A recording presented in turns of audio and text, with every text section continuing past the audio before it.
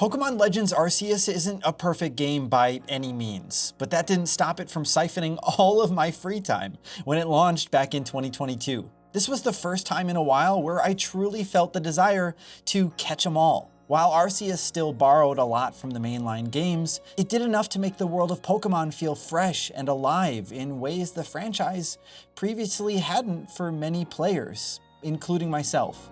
Legends Arceus isn't an open world game, though the zones it offered still did a solid job of making me feel immersed in the environment. Not only would you find Pokemon walking around all over the place, you could sneak up on them and toss a ball without the need for a battle. This though could backfire, as a Pokemon might be alerted to your presence and might lay the smackdown on you. Yeah, you, the trainer. There was a sense of danger and mystery that really couldn't be found in any previous Pokemon games. Now, even with all of my love for Legends Arceus, I've been quite nervous to go hands-on with Legends ZA. This whole city vibe hasn't really won me over with the gameplay footage we've been shown so far. And while I enjoyed Mega Evolutions when they were first introduced in in Pokemon X and Y back in 2013, of course, they're not something I have any gripping nostalgia for either, so I wasn't fussed either way to see their return. I rather enjoyed the turn-based battling of old that was used in Arceus too, so was I going to like Legends ZA's real-time combat?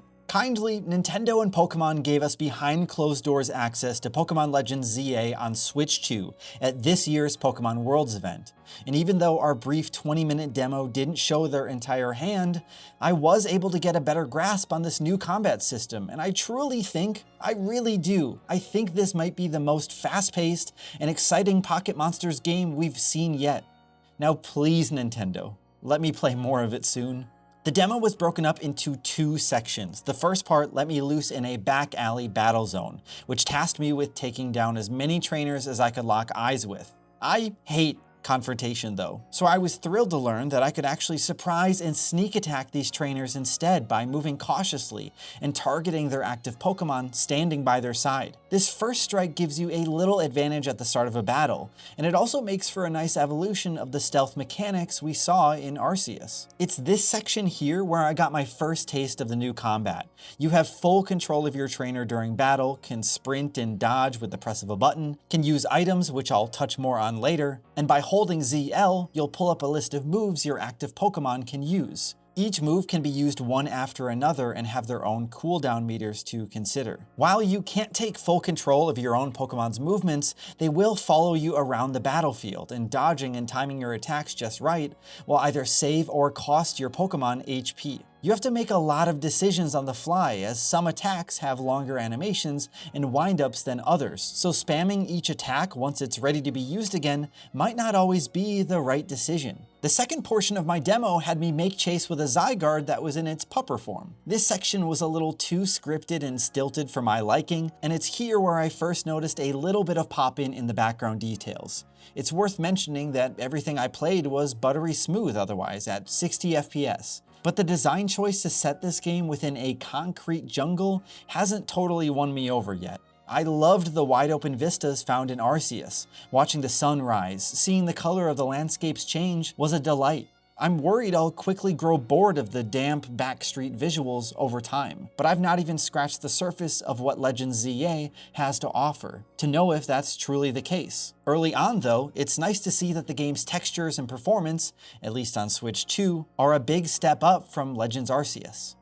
Oh yeah though, that Zygarde that I was chasing after? Right. Where was it now? I quickly turned a corner, and before I knew it, Zygarde had tackled me and dragged me up to the rooftops and picked a fight for me with a wild Absol that, of course, had the power to Mega Evolve. Look, we're all fans of 2006 Davey Havoc, but that's an Absol Zygarde, so thanks for that. This part must take place pretty early on in the game, as I only had a Chikorita on my team, but thankfully a neighboring Lucario joined up with me and taught me how to activate Mega Evolution. When facing off against a Mega Evolved Pokemon, you'll have to pick up these Mega Power Pellets by dealing damage. With enough power, a tap of the right stick will transform your active Pokemon into something greater, faster, and all around more powerful, so it's important to take advantage of this as often as you can. And even though my Lucario Mega Evolved, it didn't grow to nearly the size that the Absol was standing in front of me, so there must be something special going on with certain Mega Evolved Pokemon.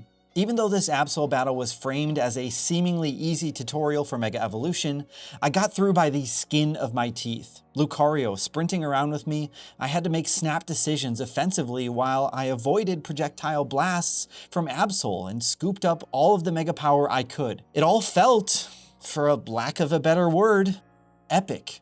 Sure, maybe if I had used some of those potions I had tucked away in my satchel earlier in the fight, I wouldn't have had to worry so much, but without them, it honestly was a better, fairer fight, and I'm glad I didn't need to rely on them so much. There's also a cooldown timer on your items that you have to consider, so you can't just douse your Pokemon with multiple potions at once like it's a day on the beach and you're using sunscreen.